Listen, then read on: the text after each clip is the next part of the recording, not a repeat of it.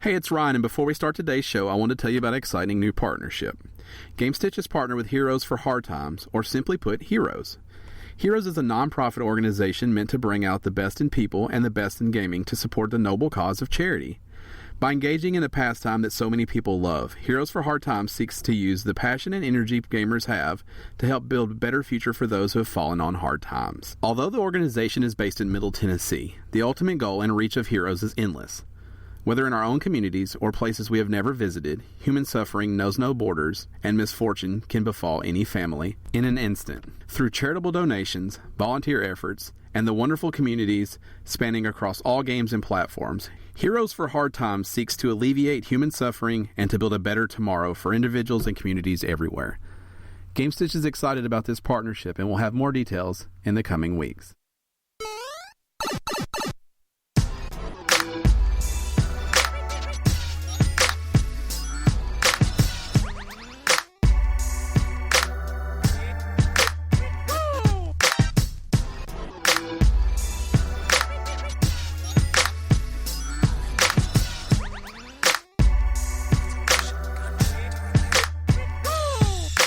Welcome to episode 212 of the official Gamestitch Podcast.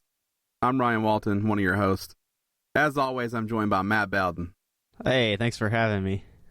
You went with the 200 instead of the 212. Yeah, I wanted to be official. Also, I don't want to get stuck in this rut of having to say 2-1. Right. Because if I commit now, I commit all the way through the ones. Right, not to point fingers, but eventually everything is the first ever. You know what I'm saying? Right.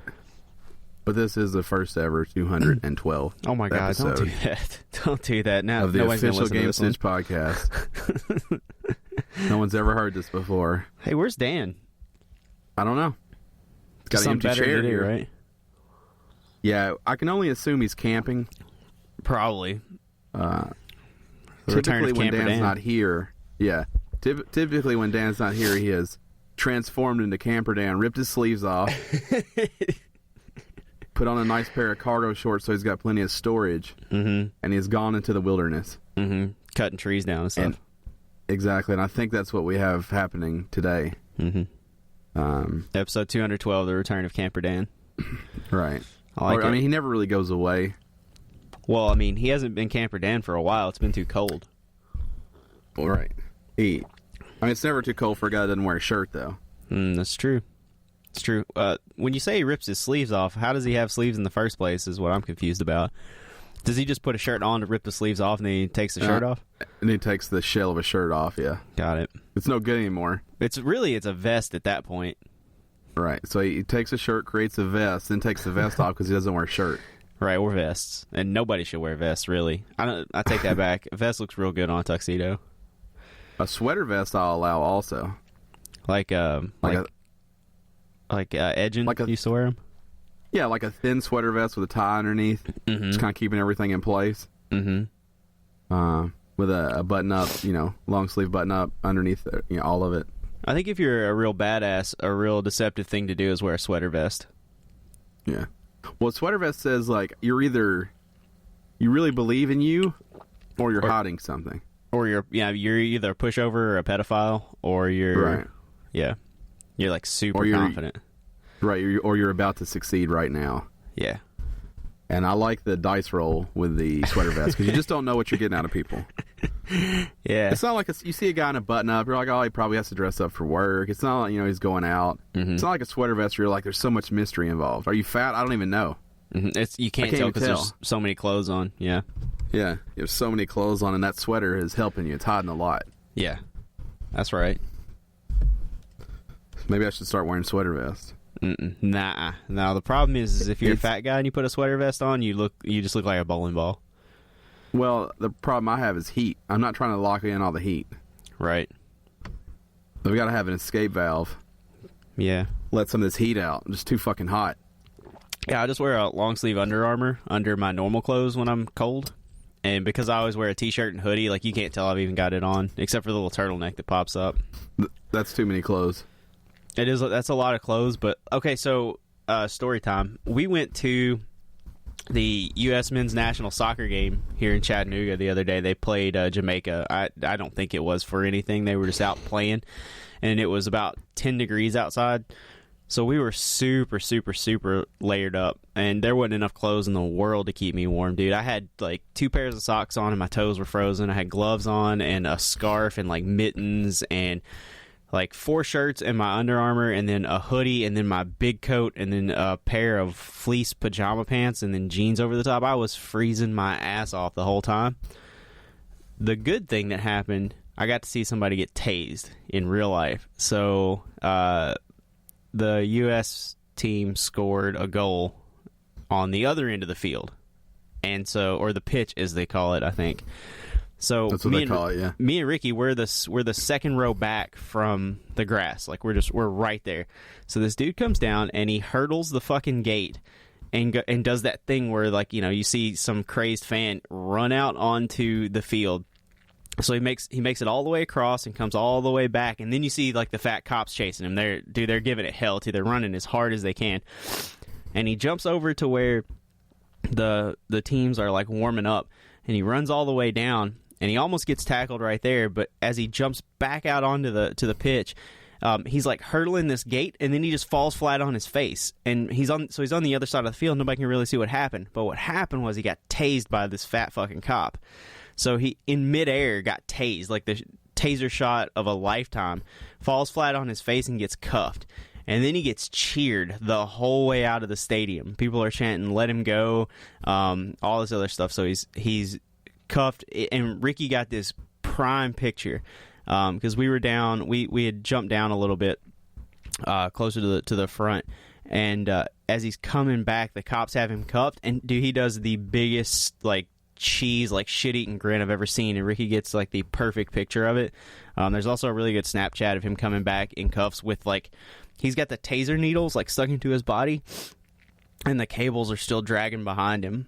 And then to top it all off, we found on Twitter, they posted his police report. The dude's name is like Thomas, middle name Hennessy, last name Buds with a Z, Budz.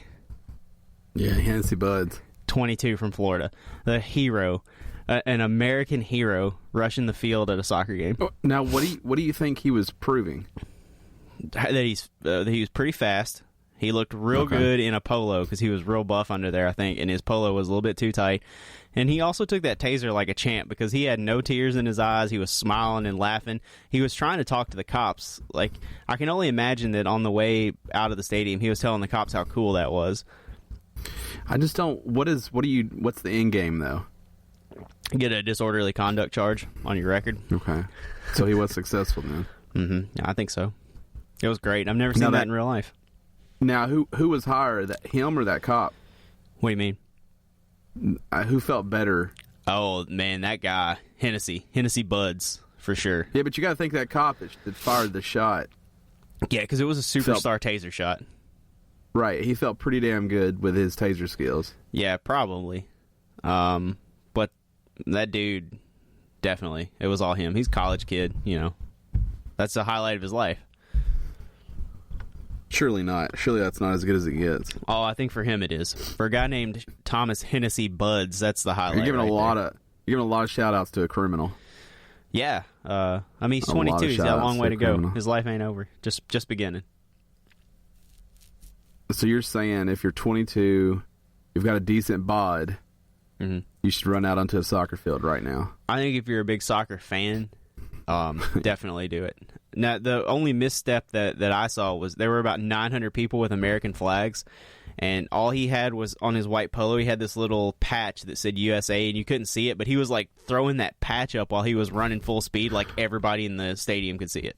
So he should have had a full flag that he had behind him. Like a fucking cape, dude. It would have been great. Yeah. It would have been the most patriotic thing I've ever seen. Yeah, because then the cause is real. The cause is America. Mm-hmm. I think he would have not gotten tased had he had the cape. Everybody would have understood. Well, yeah, but now I don't know what he's...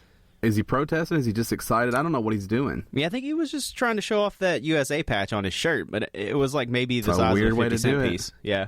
He was pulling his shirt like this, but I swear that thing was smaller than the palm of his hand. There was we barely read it when he got close to us. Yeah, he should have had a huge flag strapped to his back, and when he hit full speed, it should have been waving to the audience, to the fans. Yeah, it was too cold to go shirtless, but I don't understand why he didn't. He should have pulled that shirt off and had like a flag painted on his back and USA Baby down his front, you know? Maybe without the Baby, but I got you. No, you need Baby on there. So here's another fun fact for you. You called it the pitch earlier. Yeah. And it is, in fact, the pitch. And I learned this when I started playing Rocket League. Do they call it the pitch on Rocket League? It is the pitch on Rocket League as well. Gotcha. And the first time I was reading something on the blog over on Rocket League's website, they talked about the pitch, and I was like, "What is?" I don't think I understand about going onto the pitch. So I then Googled soccer pitch, and I got a little dose of reality. Are you thinking that the pitch at that point is like some kind of super move that you don't know about? I don't know. I didn't know what it was. Could have been anything. Mm-hmm. But they were going onto the pitch, or went on the pitch, and I was like, I want to be on the pitch. Yeah. Turns out I have been this whole time. Yeah, you've always been on the pitch. I learned about the pitch, I guess a couple of years ago, as Reddit tends to do. Somebody said something about soccer. Somebody called it football. Somebody said the field's weird, and then there was like a 900 comment tangent about why it's called the pitch. So I've retained. But I refer to it as the field when playing. It's a field in the United States. If you're under the red, white, and blue, it's a field and it's soccer. God damn it. Right. And it'll always be those two things. I never say I'm playing car football because it's soccer and we are on a field. Car football is a different thing. It doesn't sound bad. Yeah. Today is Super Bowl Sunday, the day of football. Thomas Brady gonna go out there and whip some ass. Hard to say, but it is Super Bowl Sunday, and I'll tell you. When playing Rocket League last night, you could feel it coming out. Like the Super Bowl? We barely jumped in a match. Yeah, you could barely jump in a match that we didn't get like a Go Falcons or a Go Pats or a I love Tom Brady or I hate Matt Ryan or whatever. Just about like for no reason. We're not even talking about it. Just a random comment would come from the other team. Yeah. It's alive and well. People love football. Yeah, football is it's America's pastime now. Fuck baseball. As cool as baseball is. Yeah, I don't really like baseball. Our town, Chattanooga, is hot with Falcons stuff right now. Just hot. I can't wait for the Pats to win. I mean, maybe the Falcons win. Man. Now, I'll tell you what happened in our last game. This guy's username, PSN, was like Dim Dirty Birds. Jesus Christ. DM Dirty Birds. Yeah, Dirty Birds. Yeah, Dim Dirty Birds. And so I guess his teammate assumed he'd be a Falcons fan. No, he's an Eagles fan. Birds. Baby. Yeah, it's the Eagles. So here's what happens. He says, "Go Falcons." The guy stops playing so that he can type a message out, and he says, "I fucking hate the fucking Falcons." So then we spend the whole rest of the game trying to guess what team he liked. The Eagles, man. No, you go with like a natural process. He's a Steelers fan. What? I guess his PSN has absolutely nothing to do with his football love. You know what? It's probably a Pens thing. The Penguins. I don't know. We didn't ask. He just maybe he's not even a sports fan, but he prefers the Steelers. Mm-hmm. A lot of people like the Steelers. I live with a Steelers fan. Based off his rage, I assume people right now are assuming he's a Falcons fan because it says birds in his name. Yeah, that's probably true. And Falcon's a bird. Yeah. Let me tell you something about Steelers fans. They're a lot like Giants fans. They're really used to shit falling apart. So, I relate to them. I mean, he just said at the end that he was a Steelers fan because we were all posting what we were fans of. Yeah. And trying to figure out what he was a fan of. Steelers is a great team to be a fan of, though. That's a good football team. I don't have any stats they or win names, a lot. but yeah. They win consistently, yeah. People like Big Ben and Le'Veon Bell. I don't know. I'm not a fan of them. I think their fans are kind of nasty a lot of times. I think, what's that dude, Shazier? He's a real piece of shit, too. Yeah, that's okay. He also doesn't have eyebrows, and that's how you know he's a bad guy. That's true. Bad guys never have eyebrows. Yeah. They don't need them. Yeah. You can't not have eyebrows. You shouldn't.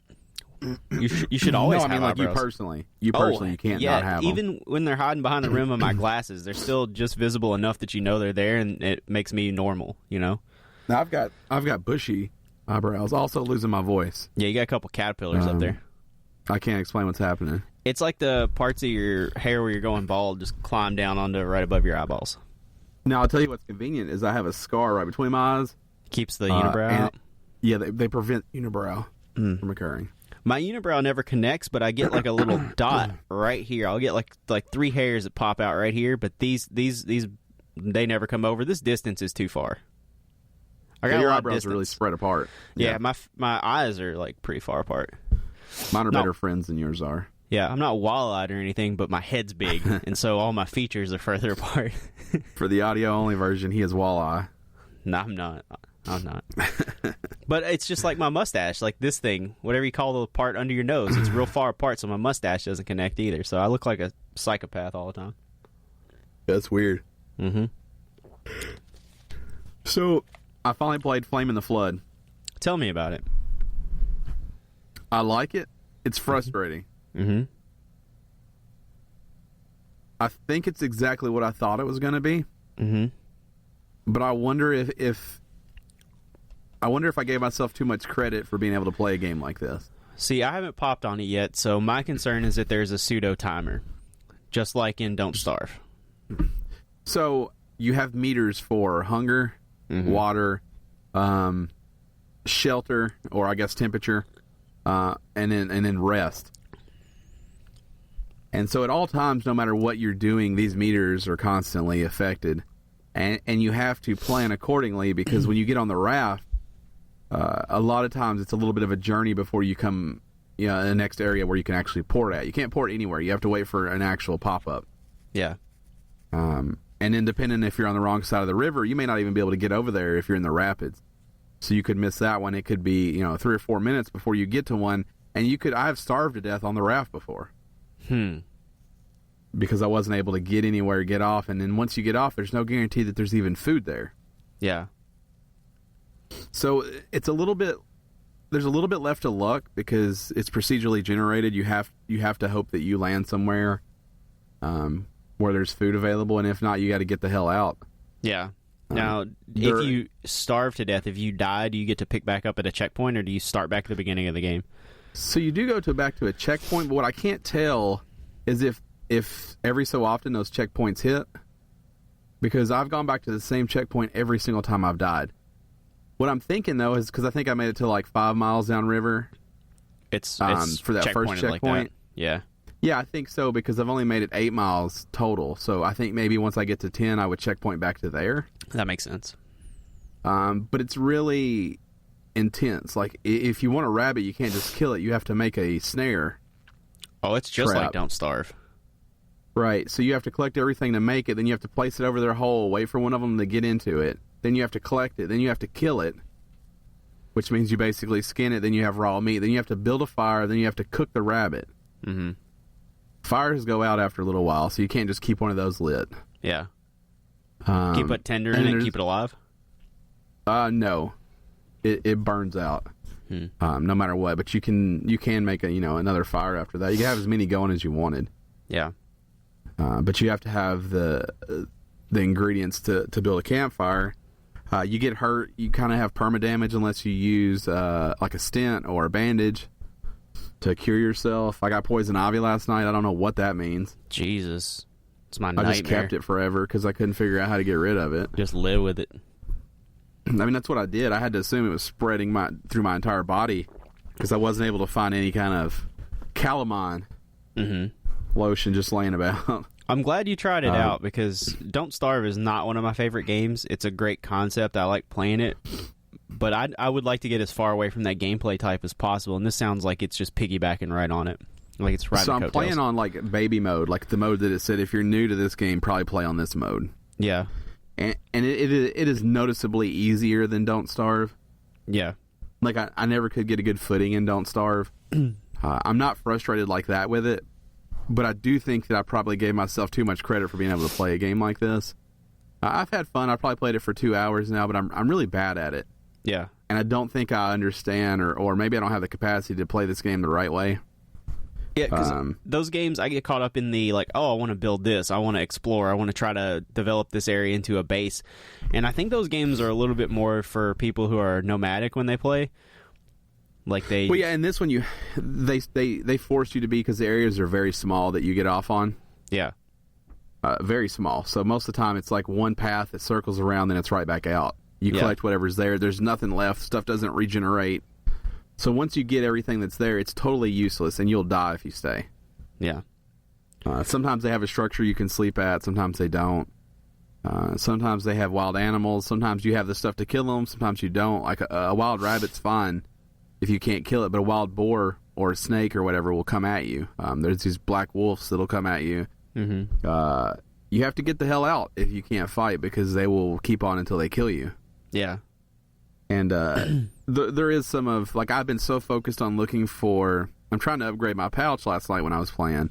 I was so focused on upgrading the pouch that I let all my other needs go down to the point where I never could get a grip on it.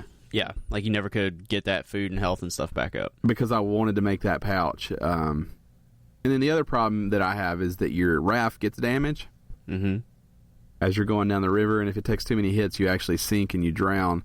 I think the hitbox is maybe just a little off, because several times I feel like I didn't hit whatever it said I hit.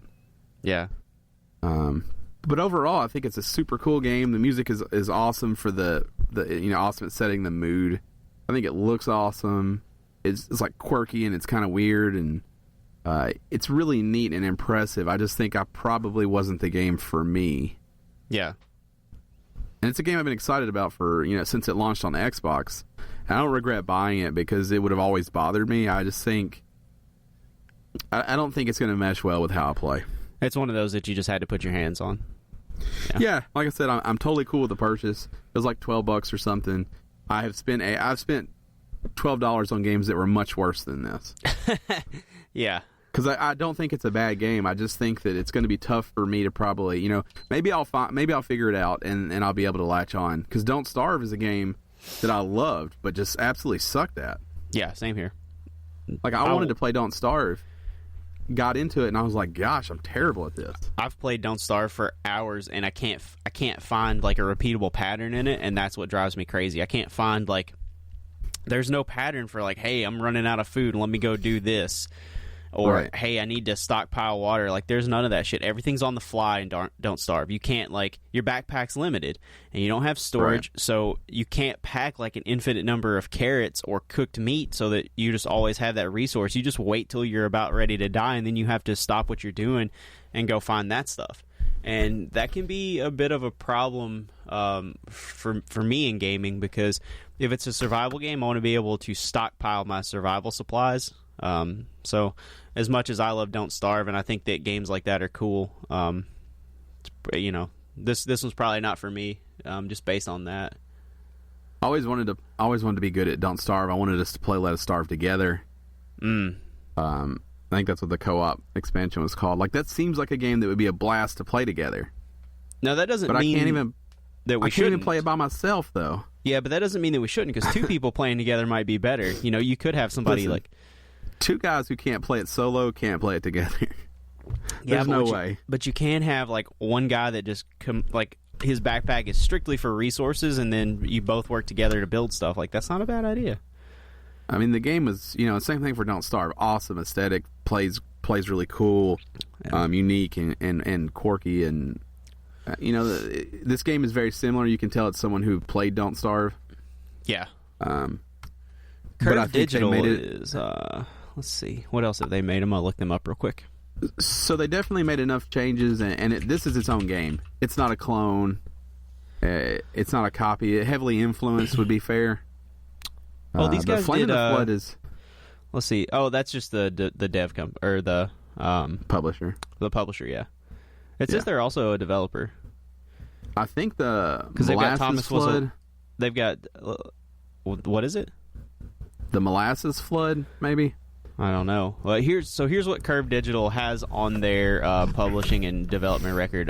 The Stealth games, Stealth Incorporated, Stealth Bastard, Dear Esther, which is a great walking simulator, is on there. Thomas Was Alone, developed by our buddy Mike Bithell, was published by Curve. The Swindle is on there. They've got the Lone Survivor game for PS4. Hue, which is a really cool little indie. Proteus, which is a really cool little indie. It's like a walking sim where everything's procedurally generated. The Swapper, which is a great game. Nova 111 is on theirs. So they've got some really good titles under there. So, the Flame and the Flood was developed by the Molasses Flood. The Molasses Flood, and then published by Curve. Yes. So the Molasses Flood is a company of AAA refugees with veterans for places like Irrational, Harmonix, Bungie, and we've contributed to massive critical and commercial success, such as the BioShock series, Rock Band, Guitar Hero, and the Halo series. The Flame and the Flood was their first game. That's awesome. Yeah. So like I said, it's... I would never look at this and feel like they stole anything, but it's definitely heavily influenced by Don't Starve. But it's its own game. Like they took a nod from it. Yeah, the rafting and the way you traverse the river is maybe the most charming element of this whole game, because you can't control it. Yeah, the raft is hard to control. The river is insane. Stuff is popping up like as you go.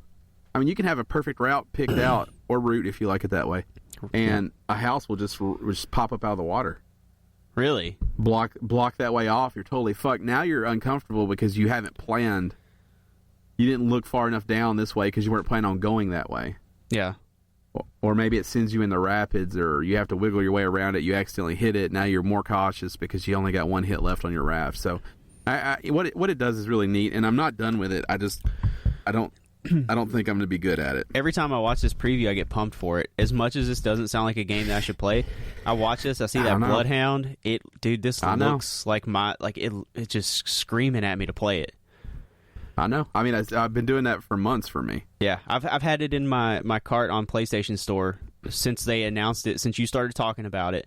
And man, it looks great. It looks like a fantastic game. I think I may try to stream some of it so that you can kind of see my frustrations and how bad I am at playing it. It's not hard. It's not hard if you watch me play to see my missteps. Yeah. But I also am so stubborn in the way that I play games that I don't know that I have the ability to not do it. I know I'm messing up. Yeah. Like, I right when I do something, I'm like, that's probably a mistake. But I don't care because that's the way I play games. That's a very cool game. Yeah. I also played Cat Lateral Damage in VR. Yeah, tell me about that. It's weird being a cat. Yeah. Did you play it with just regular? Yeah, I played a regular first. Did you enjoy that more? So the movement in VR is very strange. You teleport, which is pretty standard, but the way you turn is by pushing the button on the Move controller, and it turns like an eighth of a turn each time. Yeah, and you can go clockwise or counterclockwise depending on which controller you hit. So the jumping around and stuff isn't so bad, but that movement like that I can't stand. There's something super super adorable about having cat hands, though. Mm-hmm. You can push like you can almost overlook. Yeah, you can push any way you want because they're your hands. The forward push, like the standard cat push where they like inch something off the table, is my favorite one. You can swipe, which is great, but when you just start like inching it right off the edge, that's my favorite one. Yeah, so I thought the VR was really neat. I don't think it's all the way there yet, but it's a free mode in a game that costs $4 when I bought it. Yeah. So totally worth it on that. I think the game is better out of VR, but obviously the one thing that VR did that I didn't feel like the normal game did was scale. When you are the cat, everything feels massive. The normal game to me, it feels like everything's like too tall. But I think part of that's the field of vision. I had the field of vision turned way up. Well, when you see the cat, everything is kind of in perspective. When you are the cat, everything feels big. Yeah. Like it feels like you're. Yeah. It feels. I didn't get that sense of scale when I was playing without VR, but in VR, I definitely felt like I didn't feel like a cat ever, but I did feel like I can see how it would be fun to poke shit off if you were this size. Yes. Yeah. Which is what I was saying a couple weeks back whenever I first played it, is I have this new respect for like why my cat enjoys to destroy my things. Like it's actually really fun to, because did you when you played, you start giggling, like you knock some shit off and you start giggling like some of it. There's some things I think are super funny to knock off, like pot, I giggle every time, man. Like with plants in them. Yeah, I get some sort of like inside some sort of small victory every time I knock a pot off with a plant on it. I knock everything off a bookshelf, and then you press square so the cat like meows and purrs. Yeah. Every fucking time, dude. And there's no score. There's no reason to ever press the square button to make the cat purr and meow. But I do it every time I fuck something up, and then I look around for somebody to come and punish me. Like, I'll knock stuff off, and then I'll just sit there for a minute every time. I get hung up on like trying to get a piece of paper off, and I spend way too much time on it. When I get it, it feels damn good. Pick it up in your mouth, dude. No, I want to slap it off with my cat hands. Yeah, I like to take and hide stuff in the litter box too. You pick it up in your mouth and you trot it over to the litter box and drop it in. No, and then I play like, you know how they have the little things up that'll let you unlock a special. Like the little circle thing with the ball in it. Right, run through the tunnel. Yeah. Well, I take that ball thing. Even after I unlocked the box, I just kept smacking that ball around. It's fun, right?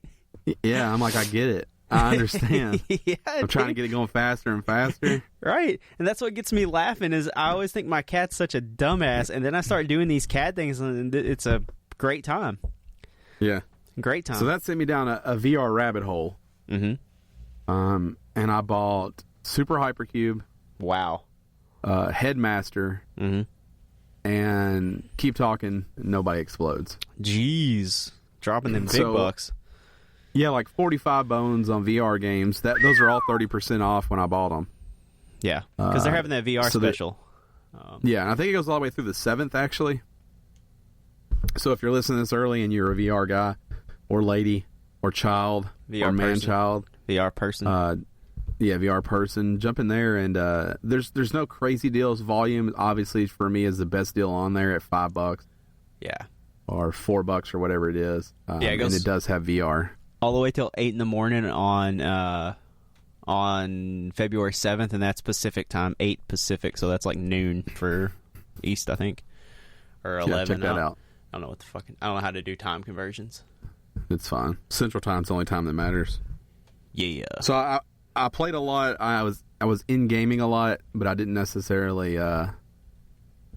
get to any of those yet. There's a game that I've purchased this week. It's a PlayStation Plus deal. It was like $8. It's called Limelight. It looks like a puzzler, but the pitch for it when I watched the preview, it was just take every game you've played and strip it down to its simplest element. So you play this little glowing line amidst a line, and you can move within that line, and then there become basically puzzle pieces. I don't know how to describe it. I haven't put hands on it yet, but I hope to play this game soon. It sounds so confusing. Go watch the preview for it. It's beautiful. It's that it looks like a Mike Bithell game. It's that very simple aesthetic. Like there's nothing complicated, but the little simple elements when you chain them all together make it complicated. It's definitely my kind of game, so I can't wait to put hands on that one.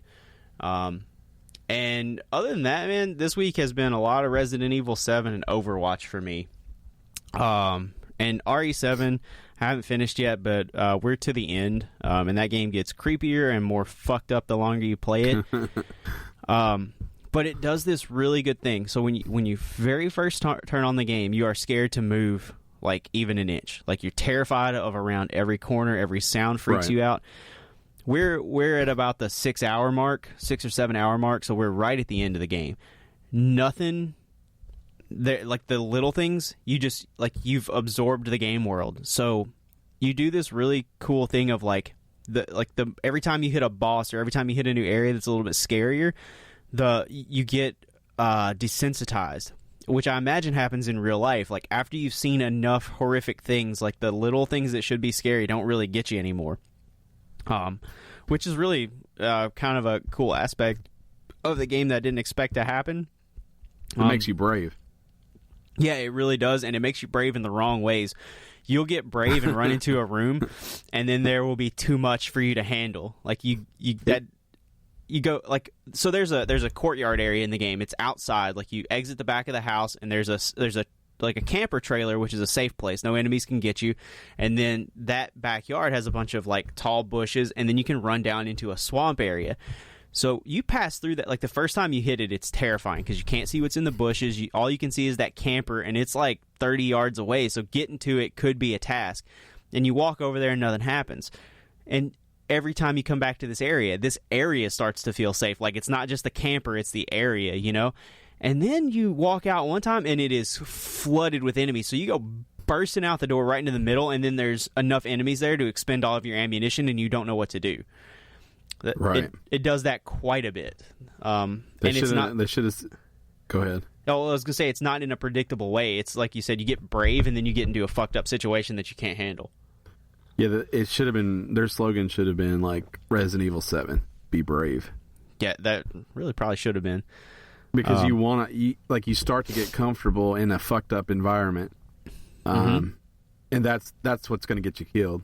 Yeah, we still, like, you know, you'll still open up a door and see something that nothing's going to happen in that room, but the sight of what you've just seen is fucked up. Like, right. Just like, whoever thought of this shit's already fucked up, and you'll, every time you pass through that room, you're just kind of waiting on something to happen, and nothing will. But then you'll get to the hallway right behind it, and that's where, you know, something bad happens. So I can't praise that game enough.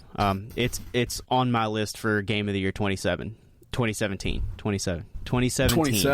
Yeah, 27. It's on my. That's it's on my. Year 207 for those who don't do math. So it's February, and we've already got a contender for Game of the Year out of Resident Evil, and probably biggest comeback for a franchise ever. And then Overwatch is Overwatch, and if you've never played Overwatch, play Overwatch, and if you have, then you know how fun it is.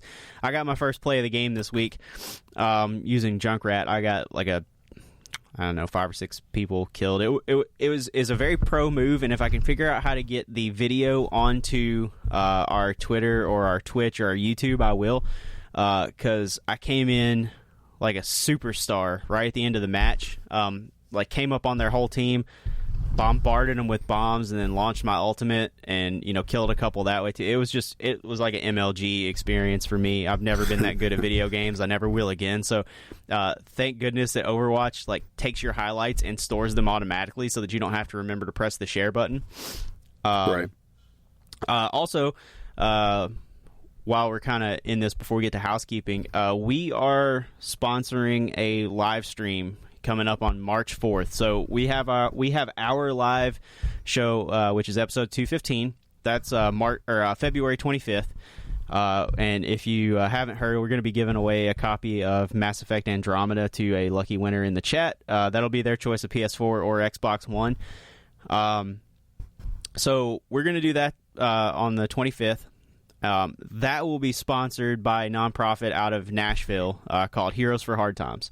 And then, and you heard about them at the beginning of the show, so we won't pitch them or anything. But they're doing some really great things in the community, and they want to stretch out beyond Nashville. So I'm in Chattanooga, Ryan's in Clarksville, Dan's in New York. So we want to try to be kind of like fingers out in the world for them as far as that goes. We want Gamestitch to be a part of that. So they're gonna be one of our sponsors for episode 215 for the live stream. And then the very following Saturday, March 4th, we are going to sponsor their first big live stream event. It will be somewhere in the neighborhood of 10 to 16 hours of live streaming, it seems like. I will be playing Overwatch for at least an hour. It depends on what size of a block we get. And we'll have some more information about how that's going to work. So even though our block on Heroes for Hard Times may be an hour, we may keep it open on our channel. All donations, or I guess any proceeds that we take during that live stream, are going straight to Heroes for Hard Times and their cause, which is to help families in need in the local area. It's just to take the community of gamers and do something more than just playing games. We can take our love for playing games and help another family by collecting donations, or I think one of the other smaller things they're doing is just food drives. I'm sure come Christmas time there'll be something that we can do, and if you want to be a part, Heroes for Hard Times has a Facebook group. Just find them on Facebook, search them out, and you'll get accepted, and you can be basically a hero is how they refer to the individual. You can be a hero in your area. So if you live in Atlanta and you can't make it to Nashville, but you want to do something in Atlanta and build a community, or if you're in Santa Monica or San Francisco, San Diego, Seattle, like anywhere that you are, if you want to be a part of this, you can, and then you and your friends can join, and now you can do something nice for your community under this banner, which is really nice because it's not just you and your friends. Now there's a whole group of 200 people, potentially, however many people can join. There's this huge support group and ideas, and maybe you have an idea that works in Minneapolis and you want to share it with the people in Nashville. You can do that. So it's a really good cause, and we're very happy to be a part of it. And if you're listening, find them on Facebook and join, and do something good in your area too. Housekeeping? Yeah, very cool. And obviously we'll have more details as we get closer to that. But if this is your first time here, welcome. This is the official Gamestitch Podcast. Each week, this team of best friends gets together and we talk about all the video game news that you want, and we slather it in a bunch of bullshit that you probably don't care about. That's the beauty of what we do. We pour on the bullshit, and we make it something special. This podcast is available at Monday, 6 a.m. Central Standard Time, every week on podcast services around the world. Choose your flavor. We're not going to tell you where to listen. You can listen wherever you want. If for some reason there's a service we aren't on, please email us, podcast@gamestitch.com. Let us know and we'll get on there. But I think we have most major bases covered when it comes to that. If you want to support the show, head over to patreon.com/GameStitch. You can always toss us a couple bones on there. We have cool rewards. We have goals. If you don't have any money, that's cool too. This podcast will always be available to you for free. Thanks for everyone who has supported us too. I want to give a shout out on there to our continued patrons. We know that you guys work hard for your money, and we're putting it to good use. You want to thank them? Let's give them a thank you. Yeah, thank you definitely to everybody who is. Thank you to everybody who's definitely a huge part of what we do here by supporting us on Patreon. And thank you to everybody who maybe can't support us on Patreon that tunes in every week and listens or gives us feedback on Twitter or is just a part of our community in some way. It makes a huge difference. All right, let's jump into some news stories. This first one, we're going to kind of keep our personal opinions out of it, and just something we wanted to kind of go over with you guys because we think it's a big story that it would be wrong to not mention. Yeah. So a number of developers have responded publicly to the recent immigration ban in the U.S., which also restricts places restriction on travel from certain countries. So Devolver has joined these companies by extending a helping hand to these companies. So what they're going to do is GDC's coming up. Devolver Digital's got a really big off-site presence in San Francisco for GDC. Mm-hmm. So they've opened up there's a form you can fill out. If you're a developer who is affected by this ban, maybe you can't travel now, maybe you're not comfortable to travel, whatever have you, they're going to offer you a spot on their floor. They will provide the gaming PC, they'll provide HTC Vives if you need them, and they will present your game for you because you can't be there. So on your behalf, they will allow you to be at the Devolver Digital booth. And I think this is just fucking cool. Yeah. Huge kudos to Devolver Digital. They're a publisher that I support with my money personally. I love their games. I love the things that they help their in-house developers and basically anybody they publish for. They're fantastic. Right. They can't fix this, but they can do what they can do, which is offer up a spot for the people who are affected. Yeah. They do have limited availability, but it is a first come, first serve, and obviously they're taking into account the needs. If you're just someone who maybe isn't comfortable, you're probably not going to get a spot over someone who actually can't travel because of this. Yeah. So check out all that information. They didn't have to do this, and this isn't something that they saw some other game company do or some other publisher do or somebody else with a spot on the floor. This is something that they did just basically out of their own kindness. And what's really cool about this is, even though they're already on the map, this is definitely getting them a lot of attention in the gaming community, and it couldn't happen to a better group, man. Great games, and great people, obviously. So if you don't support Devolver Digital in some way, which I don't know anybody that doesn't own a copy of like Hotline Miami or something like that, definitely give them some money, buy some of their games. They're great, and they have a free one coming out for PlayStation Plus this month. Not a Hero is under the Devolver umbrella. So Earlier this week, we saw a number of developers launch campaigns to donate proceeds from their sales to the ACLU, among other groups. Other developers, including Insomniac and Harmonix, have publicly condemned the policy, while a major trade association has said it could impact the gaming industry. If you have 45 seconds, go watch Insomniac's video. It's very... I think it echoes the way that most people feel. And like I said, we'll keep our personal views out of it, but watch their video, and I think they kind of, even the mood of that video kind of hits the nail on the head with how this feels. Yeah, and so, I think companies that are taking time out to share their message, I think it's important. Yeah, I mean, keeping individual opinions out of it, I think it's very safe to say that Gamestitch, as a company, we echo very similar to what the Insomniac video says, the sentiments of Devolver Digital and what they're doing. We're right there with them. I don't think anybody is going to oppose this. I don't think anybody is in favor of what's going on. Right. So. And there's a really informative video on Kind of Funny. Colin was right. I think it's called like Trump versus video games. It's without getting too preachy, it very much kind of explains what this could mean and things like that. So if you guys are interested in the possible I guess ripple effect that this might have on video games, that's an interesting video to check out too. It's about 20 minutes long. Yeah, definitely inform yourself as much as you can, especially with something like this. That way you can do what you can, So this next story is a little more lighthearted because I have all the answers for you on why Nintendo's launch lineup might be weaker than you were expecting. Mm-hmm. So Nintendo president Tatsumi Kimishima. You may get that. We're going to go with that. Yeah, Tatsumi Kimishima. All right. I think it's Tatsumi and Kimishima. You're probably right. Yeah, but, I think it's, if you want to get real technical, it's Kimishima Tatsumi.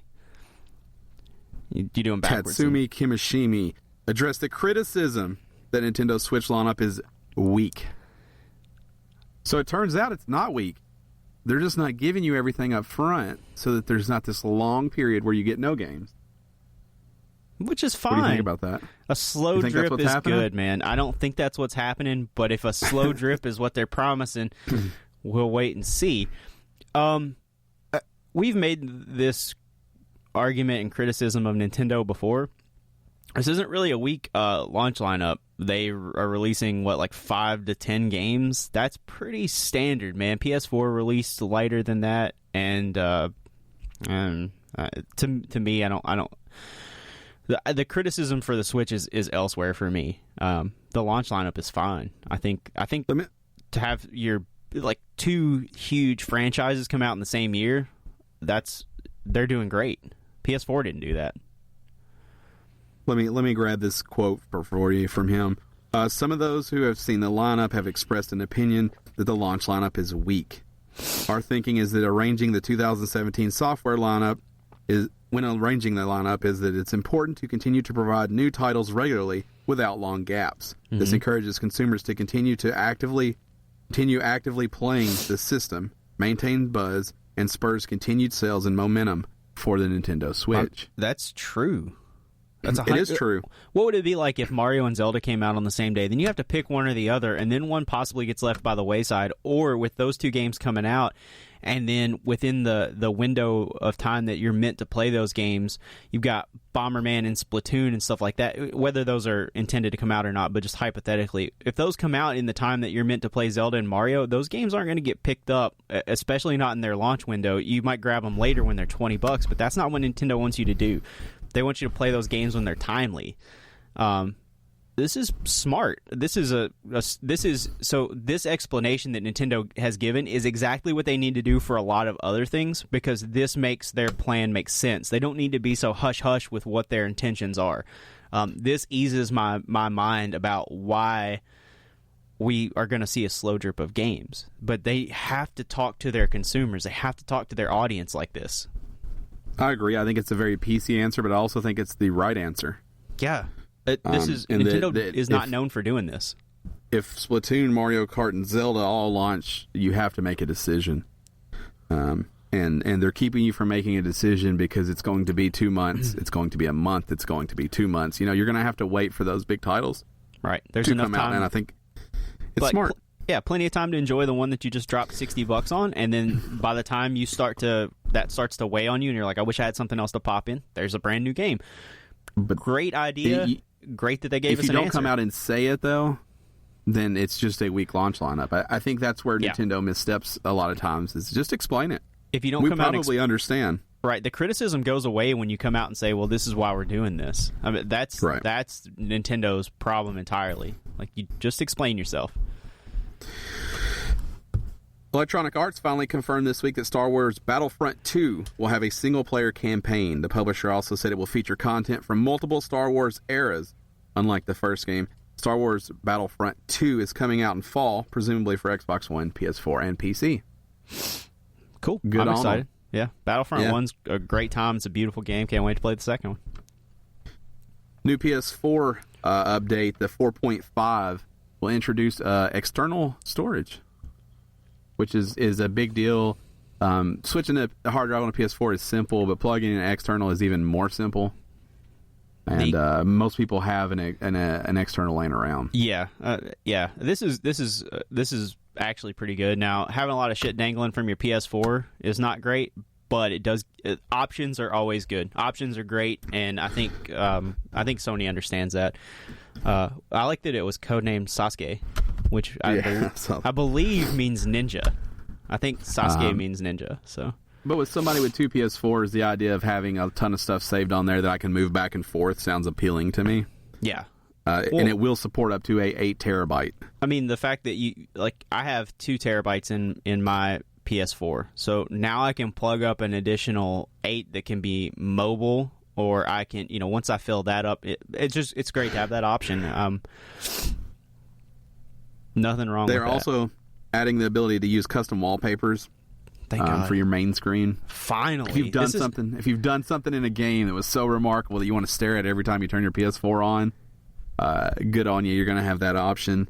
The quick menu, which I think is one of the best advancements in PlayStation in a long time, is getting some just overhauled a little bit. They're going to make it a little smaller. Right now, it's taking up a little too much of the screen, so they're going to make that a little smaller. They're going to add the ability to add and join and leave parties right from there, which is smart. So you don't have to get out and open that stupid menu. Yep. That quick menu is the future. I'll tell you, I like it. Yeah, I like it too. The notifications will all be consolidated into one tab, so you won't have all the bullshit of scrolling up and down to see the different things. Yeah. Great. Yeah. Makes just sense. Put them in order by the date they came through. It makes more sense. It does. Obviously, there are more features on there that we don't have, but those are the big highlights. On February 2nd, Sony also announced it shipped 9.7 million PS4 consoles in the 3 months spanning from October 1st to December 31st. Jesus. Insane. Who doesn't have a PS4 at this point? There's also some more. We're not going to cover it really. It's out there, but Sony more or less said that the PS4 Pro is outselling their expectations and also outselling the Slim, and that PlayStation VR is currently 100% on track for what they thought it would do, whatever that means. Yeah, and that went back out on sale on GameStop this week, and I think it's going to hit other retailers. So if you don't have one, you should actually be able to find that if you want it now. Yeah, which is great because they need to have those on shelves. Period. I think it needs to take a price drop. I don't think the technology's not worth the price point. I think if they want to get it into more people's hands, they have to make it cost less than it costs to go buy a brand new PlayStation 4 Pro. That's my only qualm with it, because I'm dying to get my hands on one. But man, $500 is a lot of money. I could buy another PS4 for this house with that much. Right. I agree. Yooka-Laylee has gone gold. That means the X-Rare employees, gorgeous looking platformer is finished. You're going to be able to actually get it when they said you're going to get it. It has been delayed once. But for PS4, Xbox One, PC, and maybe the Switch, who knows, April 11th. Congratulations to those guys. That game looks awesome. Yeah. I think I'm going to pick it up. It looks great. Yeah, and there's nothing wrong with new stuff, with new companies formed of old employees, and you got great developers, great people working on the game. I like to see good games coming from that, especially when it's something that maybe they had been held back on, and now they get to do their own thing. That's fantastic. I want to go over a couple. I've got the full list of releases for February. I'm not going to read them all because there's some real horse shit on here. Yeah, you can probably skip all the PC titles. Yeah, but I do want to call out a few games that I think people are of note that people should check out for February. Yeah. So Poochie and Yoshi's Woolly World's already out on 3DS. I hear it's very similar to the Wii U version, and if you haven't played that, it's going to be fun for you. Neo coming out for PS4 February 7th, so that's out basically when you're hearing this podcast. Yeah. Neo's sounding like something I need to get. It's getting a lot of buzz. People are loving the Neo, and it is now. So that was originally a Koei Tecmo, and I think that's right, or maybe sure. Namco. I don't know. Now that game is being published by Sony, right? Which is so they must have seen something there. Yeah, which is probably what puts it in the Dark Souls Bloodborne kind of vibe. Right? I mean, like the game's not made that way, but that's probably why Sony picked it up, is because it fits that form. Deformers, which is one I've been beating the drum on that I want everybody to buy. This is from Game Trust, which is GameStop's game publishing arm. But Deformers looks awesome. It's made by don't let me get this wrong. Who makes this? Oh man! Check that while I continue to read. See who makes Deformers. Okay. It's coming out for PS4, Xbox One, and PC February 14th. You should check it out. It's very much a multiplayer bonanza, Smash Brothers, Rocket League type feel. All right, so I'm gonna let you guess, and I'm gonna tell you if you're right or wrong. These are my boys. They have made two games. Two that you is it Ready at Dawn? Yeah, it is Ready at Dawn, buddy. Yeah. That's what I thought it was, but I was afraid to guess and be wrong. Yeah, they're killing it with their lineup of games. I think it's $40 also. It's not a full price game. Yeah. I wish I had been beating the drum and screaming the praises of the Order 1886 when it came out. If that game is so goddamn good. Ready at Dawn killed it with that, man. I can't wait for that to be a franchise. That game is so good. On the 14th, you also have For Honor, again, for PS4, Xbox One, and PC. And our boy Garrett Wade's going to be playing that one. Super pumped for that one. Yeah. Sniper Elite 4, also coming out on February 14th for the same platforms. That looks awesome, too. If that's your kind of game. I'll be terrible at it, but it looks good.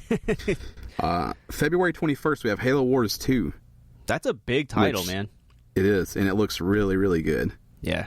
Lego Worlds on February 24th for PS4, Xbox One, and PC. Mm-hmm. And The Walking Dead Telltale series, A New Frontier, will launch on February 28th for PS4 and Xbox One. You have skipped two games that I thought you were going to hit on. Oh, sorry. Horizon would probably be one that I should talk about, coming out February 28th. Yeah. What's the other one you thought I was going to... So there's a game on this list that I've kind of been peeking at here and there. Night in the Woods looks fan-fucking-tastic. It's like a side-scrolling kind of platformer with this kind of like down-on-the-world story, but it's like anthropomorphic stuff. You play like a cat. And... So from what I can tell, the vibe is that like the world's gonna end, or this guy, like, you know, this cat that you play as, kind of be a piece of shit about how the world's gonna end. Looks great, man. The art style's really cool. It looks like it's one of those. It's more about the story. You know, the story is the gameplay kind of games. Watch some videos of Night in the Woods. It looks fantastic. That's one. So I watched something on that, and I forget what it was, but something turned me off about that game. And I just canceled it out of my memory. Oh, really? It seems like your kind of game, man. I know it does, and I was super pumped, and I watched something, and I can't remember if it was on YouTube or what, but I watched it, and I was like, I don't know. I don't think so. Yeah, it's been on my, like, you know, kind of flying under the radar list for a while, and I'm really excited that it's getting a release. I forget what it was. Something turned me off about that game. The art style is fucking cool, though. Yeah, it looks great. It's not the feel. It was something else that happened. This was a big story for me. Finally, Rocket League's getting some toys. Real-life toys. Great. You can hold them. You can love them. They're the pullback racers. They're about the size of a Hot Wheels. Yeah, about the size of a Hot Wheel. You pull it back, and then it zooms off into whatever direction you have it pointed. The wall. They're partnering with Zag Toys. Here's the cool part, though. They're bringing the 12 iconic battle cars out for the first wave. Mm-hmm. But they all come inside of a ball, like the Rocket League ball. Oh, cool. Which is smart, right? So I'm immediately going to pull them back, let them smack that around. Yeah. The other thing is that some of these cars will include limited edition boost trails. This is how they get you. This is how they get you. You just put them on the back of the boost car? trails. No. For the in-game. Oh, whoa. In-game content? Yes, tied to these little toy cars. Now, how much do these little toy cars cost? So there's no price point yet. Like I said, they're the size of a Hot Wheels, so I'm guessing they're not more than $5 or $6. I'm gonna guess $9.99. $10 a pop. So you can drop. Let's say hypothetically you drop $120. You don't get any of those limited edition boost trails. You can keep buying them. So I don't think it works like that. I think the way it is like, hey, the Dominus comes with one, the Octane comes with one. Okay, gotcha. I don't think it's not. I don't think it works that way, but I don't know. And it's not. I also don't know if it's a blind grab. Like, I don't know that you can see the car. I don't know. I don't know anything about this. There's no way it's a blind grab. If it's a blind grab, they have to cost like $2.99 a pop because you have to be able to keep buying them. Yeah. I'll lose it. Anyways, there's 12 cars: Octane, Dominus, Masamoon, hard to say, Hotshot, Grog, X-Devil, Merc, and Backfire. Is it hard to say? It was for me. I'm going to go with Masamune. See? Yeah. Real hard okay, to say, it is hard apparently. to say. Yeah. It's a car I don't drive. Gotcha. Hey, while we're on Rocket League, we got a question this week coming from Twitter over at @game_stitch. We got a question for Ryan in particular. It's coming from DirtDauber14 at DirtDauber14, which is our buddy Howard Marshall. Howard asks, why does MyTech in Rocket League whiff on so many scoring and goal-saving opportunities and then blame his teammates? You want to give us an answer for that one? A little personal, but, you know. Obviously, that's my PSN. Yeah. And so, for a little backstory, I play Rocket League with him almost every night of the week. Mm-hmm. And there are times where the playfulness becomes, like, real anger. Mm-hmm. Like your friendship's so we on the start, line. Yeah, well, we're joking. Maybe not ever that bad, but we're joking around, and we're like, how about you miss another ball? And we're all laughing. But then there's a certain point and a certain tone where you say it and you're not playing anymore. Mm-hmm. It's the same thing. You're saying the same thing, but it's the tone and the delivery and the cadence. You mean something different this time. Yeah, it's like when you're moving furniture with your wife or your girlfriend. You're like, hey, I need you to get this. Right. Yeah. So what happens with me is I'm jokey at first, and then I get a little petty because I get a little irritated that someone's not doing as well as I know they can do. Like you start saying shitty things? So I start blaming. Oh, no. Everything on that person. Yeah. It's like an avalanche. It just piles on. And the more that goes wrong, once I've decided everything is that person's fault, the more that I just lay it on. And a lot of times he is the recipient of this avalanche. But it's only because I know he's better than how he plays almost all the time. Right. Like he has moments of brilliance, and I want him to always have those moments. Well, he probably feels the same way about you. Well, I'm fucking fantastic.